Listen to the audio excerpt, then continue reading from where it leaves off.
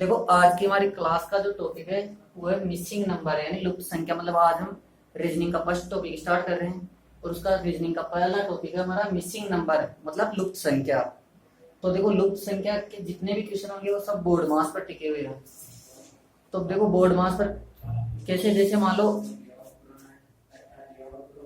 जोड़ बाकी गुणा भाग, ये चारों चीज जब तक आप लोगों को अच्छी तरह से नहीं आती तब तक आप लोग कुछ भी नहीं कर सकते इसमें।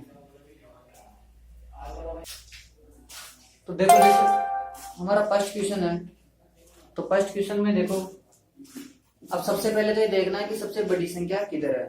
तो सबसे बड़ी संख्या देखो यहाँ 51 65 है, मतलब इनका जोड़ बाकी गुणा भाग कुछ भी करके इन तीनों में जैसे कुछ भी संक्रिया करो, जोड़ बाकी गुणा भाग चारों में से हमें लाना है 51। और जो इस क्वेश्चन के साथ आप जैसे भी संक्रिया करा रहे जैसे जोड़ बाकी गुणा भाग वही सेम पोजीशन में 65 आने चाहिए। तो देखो जैसे मान लो हमारा कॉलम फर्स्ट है तो हम जोड़ तो कर ही नहीं सकते क्योंकि बड़ी संख्या 51 है और 8 और 6 14 3 17, तो जोड़ का तो यहाँ पैटर्न बैठ नहीं रहा। तो देखो 6 इंटू 8, 8 और 6 को इंटू किया 48, और अगर 48 में 3 ऐड करते हैं 3 जोड़ते हैं तो 51 होता है, तो प्लस 3 कर दो आप लोग। तो 8 और 6 को इंटू किया 48 प्लस 3, 48 में 3 ऐड किया तो 51। इसी प्रकार देखो जो हमारा कॉलम सेकंड है यही पोजीशन होनी चाहिए 15 इंटू 4 प्लस 5, 15 और 4 को इंटू किया 60 प्लस 5 और 60 और 5 65। ठीक इसी प्रकार देखो कॉलम नंबर हमारा जो थर्ड है वो देखो 20 इंटू 5 प्लस 20, 20 और 5 को इंटू किया 100 प्लस 20 और 100 और 20 120, तो x बराबर 120। जो हमारी लुप्त संख्या थी यहाँ कितने आएंगे 120। चलो उतारो इसे। देखो क्वेश्चन नंबर 2। अब सबसे पहले काम क्या करना है, सबसे बड़ी संख्या देखो किधर है 16 36, मतलब इस बार जो भी मैं संक्रिया करानी हो 3 4 और 9 इनके साथ ऐसी संक्रिया करो कि 16 हो जाए। तो देखो इंटू तो कर नहीं सकते क्योंकि यह छोटी संख्या है। तो अगर जैसे मान लो मैं लिखूं 3 प्लस 4 प्लस 9, तो 3 और 4 7, 7 और 9 16, लास्ट वाली संख्या आ रही है। तो यही प्रक्रिया इसमें देखो 5 प्लस 6 प्लस 25, 25 और 5 30, 30 और 6 36। तो अगर ये दोनों सही है तो इसका मान भी सही होगा। तो देखो 7 प्लस 8 प्लस x बराबर होंगे 64, 7 और 8 को ऐड करो 8 और 7 15 प्लस x बराबर 64, तो x बराबर 64, ये 15 प्लस के तो माइनस के 15, तो x बराबर 64 में से 15 कम करो 49 आंसर।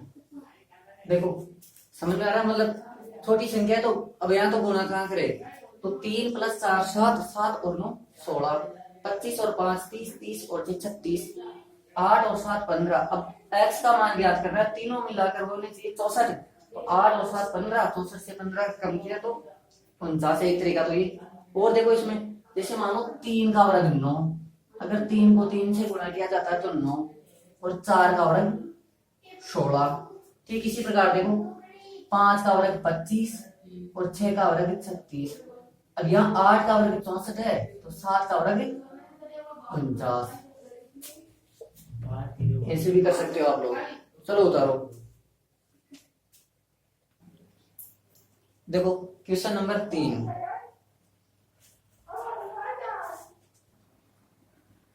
देखो 268 ब्रैकेट 29 और 210, 218 x और 166।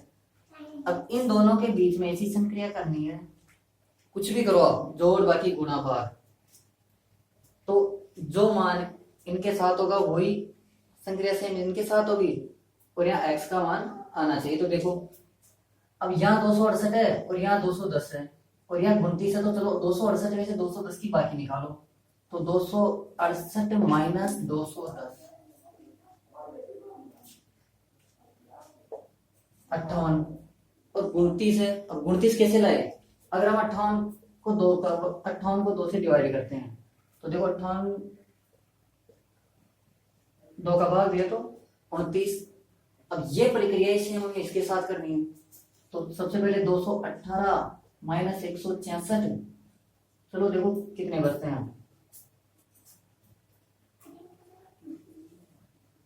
56 और 56 में 2 का भाग दो,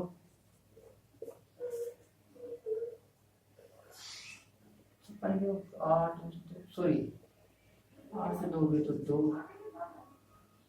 52 और 52 में 2 का भाग गया तो 26 आंसर। तो x का मान कितना हो गया 26।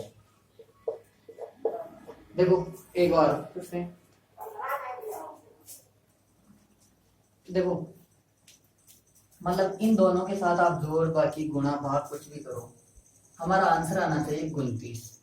तो 200, अब जैसे 268 और 210 को हम गुणा करते हैं तो 29 नहीं आते, अगर भाग देते तब भी नहीं आता। तो 268 से 210 की बाकी निकालो, 58 को 2 से डिवाइड करो, 58 का आधा किया तो 29। अब इसी प्रकार देखो 218 से 166 की बाकी निकाला तो 56 और 56 में 2 का भाग दिया तो सॉरी 52 और 52 में 2 का भाग दिया तो 26 आंसर। तो x बराबर 26। चलो उतारो इसे। देखो क्वेश्चन नंबर 4, अब हमारे पास 2 कॉलम है, तो या तो 3 से 6 बनाओ या 6 से 3 बनाओ। तो देखो अगर मैं 3 को 2 से गुणा करूं तो 6, मतलब 3 इंटू 2 ये 6। अब 8, देखो 3 को गुणा किससे किया, एक कम से, मतलब 3 इंटू 2 बराबर 6। तो 8 को भी एक कम से इंटू करो, 8 को इंटू किया 7 से 56, चलो ठीक है। अब 10 है तो 10 को भी एक कम से गुणा करो, मतलब 9 से, तो 90। अब 2 है तो 2 को भी एक कम से गुणा करो, मतलब 2, और 1 को भी एक कम से गुणा करोगे, मतलब 1 का 1 कम करोगे 0, और 0 से किसी संख्या को गुणा किया तो 0। अब यहाँ 20, अब 20 को ऐसी संख्या ऐसे टुकड़े करो 20 के कि 1 कम हो और उन दोनों को इंटू करते हैं 20 आए। तो 4 और 5, देखो जैसे मान लो मैं लिख दूं 5 इंटू 4 ये 20, 5 इंटू 4 बराबर 20। तो x का मान कितना हो गया 5। या फिर ऐसे देख लो, जैसे मान लो 3 का स्क्वायर करो और 3 की बाकी निकाल दो, तो 3 का स्क्वायर 9 और 9 में से 3 गए तो 6। 8 है तो 8 का स्क्वायर करो और 8 की बाकी निकाल दो, 8 का स्क्वायर 64 है और 64 से 8 कम करोगे तो ये 56। 10 का स्क्वायर है और 10 की बाकी निकाल दो, तो 10 का वर्ग 100 और 100 में से 10 गए तो नहीं भाई। 2 का स्क्वायर और उसमें से बाकी भी 2 की निकालना, तो 2 का स्क्वायर 4 और 4 में से 2 माइनस किया तो ये 2। अब यहाँ किसी भी संख्या का स्क्वायर करना है, उसमें से उसकी बाकी निकालने पर आई 20। ऐसी संख्या बताओ तो इसका स्क्वायर करने पर उसी संख्या की बाकी निकालने पर 20 हो। तो देखो 5 का स्क्वायर 5, तो देखो 5 का वर्ग हो जाएगा 25, और 25 में से 5 की बाकी निकालोगे तो 20। तो x का मान कितना आ गया 5, जो हमारी लुप्त संख्या थी वो गई 5। चलो उतारो इसे। देखो आज की क्लास का लास्ट क्वेश्चन थोड़ा समझना, बहुत इजी क्वेश्चन है। देखो 9, 12, 18, x, 54 और 102, मतलब मान बढ़ता हुआ जा रहा है।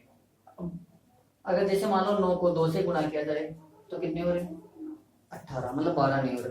तो इसमें कितने लिख रहे हैं कि 12 हो जाए, तो प्लस 3। अब 12 से 18 के लिए कितने आए प्लस 6। तो देखो 3, अब 6 ऐड हो गए तो 6 के जैसे मान लो 3 और 3 का दूना 6, 6 के दूने 12, तो प्लस 12 ऐड कर दो किसमें 18 में, तो 18 और 12 30।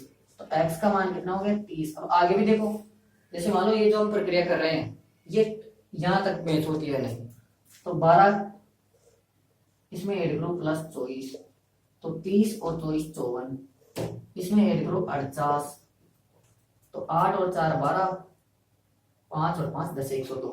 तो x का मान कितना हो गया 30। सेम ऐसे ही 5 क्वेश्चन आप लोग भी निकालना, और इसकी जो अगली क्लास होगी उसमें और क्वेश्चन निकालेंगे ऐसे ही, ठीक है।